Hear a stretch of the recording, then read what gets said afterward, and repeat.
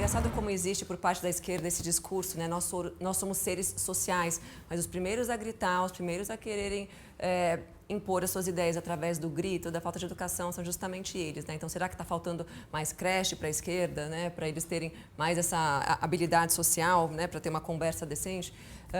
E eu acho muito engraçado também essa história de que hoje é tudo sobre si, né? Então, nessa sociedade individualista, egoísta, né? Onde tudo é um fardo, onde a maternidade vira uma doença praticamente, onde tudo é visto como uma opressão. Então, a própria biologia se torna uma opressão para a mulher, né? Ou seja, ela é oprimida por um sistema patriarcal que diz que ela deve cuidar do filho. Nossa, que absurdo, né? Tipo, quem será que deveria cuidar de um filho, né? Sendo que vem no próprio ventre dela, óbvio.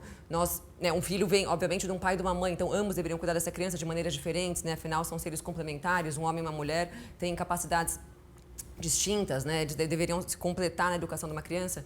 Então, hoje, é incrível como vira todo esse discurso do tipo, mas eu preciso cuidar de mim, eu preciso de mais liberdade, liberdade do quê? Você quer se libertar do teu filho? Né? Que tipo de liberdade uma mãe que defende isso quer? Né? Ela quer liberdade para delegar os cuidados e educação do próprio filho a pessoas que ela nem conhece, né? Eu acho muito doido esse conceito. Enfim, é uma lástima que hoje algumas mulheres pensem dessa forma, né? Que a liberdade é a liberdade para não estar perto dos seus filhos, é a liberdade para cuidar de si, do próprio umbigo e esse descolamento da ideia mais bonita que existe, que é de que o amor é sobre serviço, é sobre se doar, é sobre se sacrificar. E assim, né? Como o meu foco aqui sempre tenta ser a gente falar da criança, né? Tirando a parte que ela me acusou de ser uma psicanalista misógina, isso a gente resolve em outras questões, né, fora daqui, porque isso é uma acusação totalmente falsa, né, não sei de onde surgiu, criminosa, mas é que, na verdade, a esquerda, ela sempre quer colocar palavras na sua boca para depois usar isso contra você, né, então eu não vou entrar nisso aqui, porque o meu objetivo, como sempre, é ser uma pessoa sensata que fala do melhor para a criança. O Winnicott, que é um psicanalista, talvez ultrapassado e misógino, como a Daphne sugeriu, ele fala que a espontaneidade, ela vem do gesto do bebê. Então, essa história da gente colocar crianças na creche para que elas sejam hiperestimuladas é praticamente você matar um processo de amadurecimento saudável. A criança, ela diz para você o que ela está disposta a fazer, o que ela está pronta a fazer, tirando as coisas que são regras, obviamente, que a gente tem que direcionar, né? Então, a gente fala a hora do banho, a gente fala a hora que tem que comer, a gente direciona justamente porque a criança é desordenada e não tem contorno, mas no tempo livre dela, ela tem que poder ter o tempo livre, sem excesso de estímulo, justamente para que ela possa se desenvolver criativamente e poder amadurecer e se tornar um ser humano saudável. Quando a gente fica com essa crença de que a gente tem que estimular uma criança o tempo todo, então eu tenho que estimular, eu tenho que dar estímulo aqui, estímulo ali, eu entendo que isso é uma coisa que as pessoas de fato acreditam, né? Nossa, o que o meu filho está fazendo? O teu filho precisa, deixa eu só complementar porque elas passaram um pouquinho, o meu filho precisa viver o tédio, né? Ele precisa viver o tédio para que ali ele possa ter uma criatividade, um gesto espontâneo e possa amadurecer. Então é mentira que a creche ela é benéfica também nesse aspecto de ficar hiperestimulando criança, porque uma criança, inclusive, não precisa disso.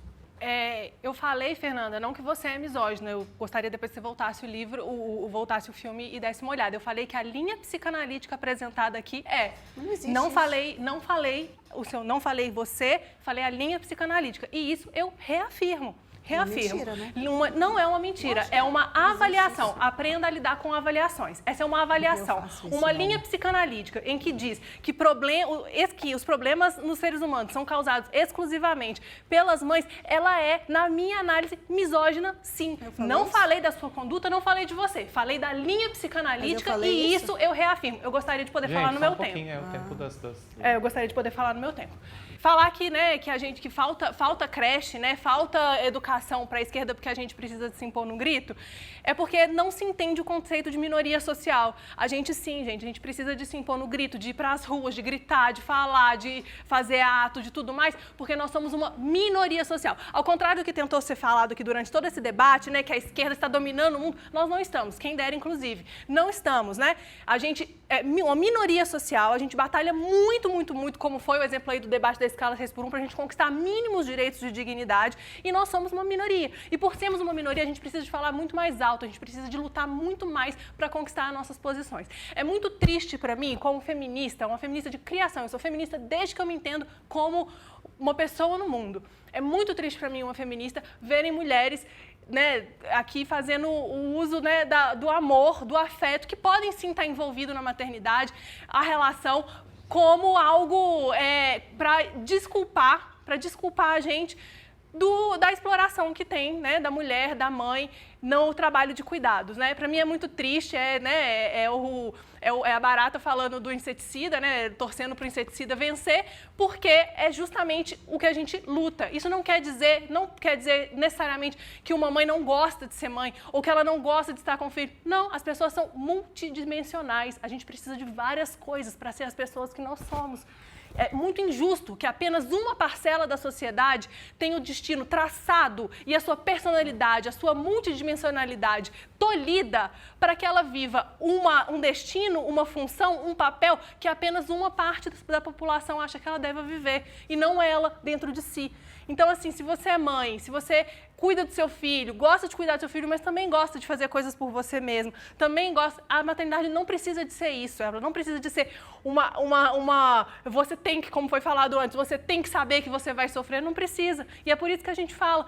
E, novamente, eu reafirmo, as evidências científicas hoje em dia, né? A psicologia vem estudando as evidências científicas da socialização, do ensino infantil. Os benefícios disso já estão mais do que colocados aí na ciência, é só buscar. Eu quero usar um pouquinho do meu tempo aqui para falar o que realmente importa, né? No sentido de, primeiro, a gente precisa sair desse lugar de vítima, né? Quando a Daphne fala que a mulher ela tem uma multifatoriedade, né, ela pode ser várias coisas, é óbvio que eu concordo, é óbvio que isso é real. Só que a gente precisa entender que quando a gente escolhe ser mãe, a gente precisa, nos primeiros anos de vida, entender que a gente não vai ter a mesma vida que a gente tinha antes. Você não vai sair a hora que você quer, você não vai dormir a hora que... Quer dizer, você vai fazer se você quiser, né, porque você tem essa liberdade. Mas pensando do ponto de vista do amadurecimento de uma criança, isso não é o ideal. Uma criança precisa de presença, precisa de rotina, precisa de um cuidador principal que esteja ali com ela a maior parte do tempo. Agora, essa história de eu vou levar o meu filho para onde eu for, vou adaptar a rotina do meu filho à minha vida, porque eu não quero deixar de sair para bar, que eu não quero deixar de sair à noite, que eu não quero deixar de fazer o que eu fazia antes. Então pense se você quer ter filho, tá tudo bem se você não quiser, tá tudo certo. Agora, para uma criança se desenvolver, são poucos anos da sua vida que você precisa se dedicar de uma forma mais intensa e mais entregue. Ao passo que a criança vai indo para o mundo, ela sinaliza que você também pode ir voltando para o seu mundo. Então, quando uma criança começa a engatinhar, ela está te sinalizando que ela está indo um pouquinho para uma parte do mundo. Você pode se ausentar algumas horas. Um bebê recém-nascido não pode ficar longe de uma mãe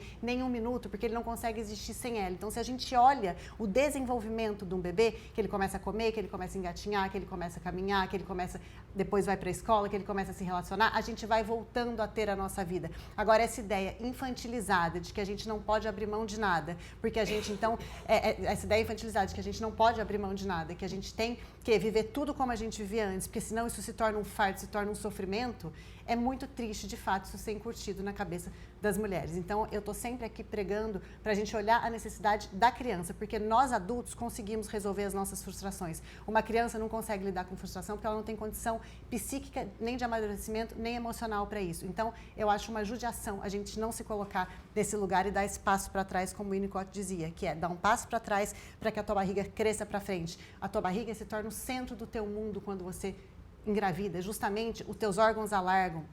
Você começa a levantar à noite para fazer xixi, você começa a ficar mais voltada para você. A natureza é perfeita, é lindo de ver esse processo. Ao passo que a criança vai para o mundo, você vai voltando para o seu mundo também. Então, eu não estou aqui falando que você tem que deixar de viver. Eu só acho que você tem que respeitar a necessidade de uma criança, uma vez que você, adulta, madura, que vive numa sociedade que preza respeito, que preza tolerância, que preza um ser social, que de fato vai estar inserido na sociedade de uma forma saudável, você tem que dar a base para ele. E a base para ele não é fazer o que você quer, é fazer o que uma criança precisa.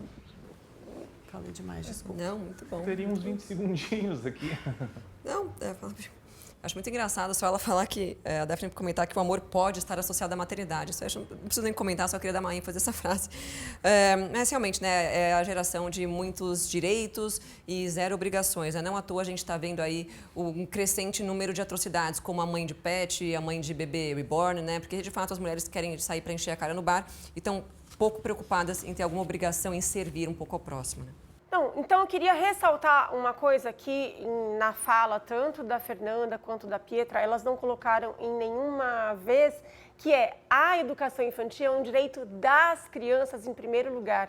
e não uma questão da necessidade das mães. A gente evoluiu para chegar ao ponto de enxergar essa questão da educação infantil como uma necessidade das crianças poderem, inclusive do 0 aos 3 anos, que é o ápice. Do 0 aos 3 anos, é o ápice de quando a criança tem o seu desenvolvimento sensorial, cognitivo, social, a criança vai estar em um ambiente que isso vai ser possível. E eu só queria ressaltar que o mundo retratado aqui pela Fernanda e pela Pietra é um mundo de fantasia. Porque na maioria das vezes, a criança, na nossa sociedade, que tem uma maioria de mulheres mães, que não tem condição, muitas vezes, de ter comida dentro de casa, de ter brinquedos de estimulantes dentro de casa. Na grande maioria das vezes, é lá no Centro de Educação Infantil que essa criança tem acesso à alimentação nutricional equilibrada, tem acesso aos brinquedos, tem acesso a brincar num quintal, brincar numa árvore, a subir numa árvore, a ter coisas culturais que ela dentro de casa não tem, porque muitas vezes essas crianças moram em cubículos. Eu acho que elas não conhecem a realidade da periferia de São Paulo. Elas não conhecem a realidade que eu conheço dos meus alunos, que muitas vezes moram em cortiços, moram em habitações extremamente precarizadas. E a criança ama ir para o Centro de Educação Infantil, a criança ama ir para a EMEI, a criança ama ir para a escola. Sabe por quê? Que ela na escola, que ela vai socializar com os amiguinhos, que vai ter brincadeira, que vai ter coisas lúdicas, que vai ter uma cultura, que ela vai ter acesso com livros, com bibliotecas, com centro de leitura. E em casa ela não vai ter nada disso, porque muitas vezes é lá, nesse centro de educação infantil, que essa criança tem acesso a tudo isso. Mas no mundo de fantasia, né, do mundo das mães ricas que elas estão falando, talvez fosse então uma boa a mãe ter a opção de não trabalhar, ficar 7 dias da semana dentro de casa cuidando da criança e sendo mãe. Mas isso aí, primeiro, não é bom para a criança. Segundo, isso só existe no mundo da riqueza e dos milionários, porque no mundo real da classe trabalhadora, a mãe não tem essa condição. E a criança ama ir para a escola exatamente porque tem um Estado que consegue dar isso para uma coletividade de crianças. O que a gente precisa é lutar para que quem tenha cada vez mais centros de educação infantil de qualidade para que essas crianças nossas possam desfrutar. Ok. Vamos fazer a conclusão, então.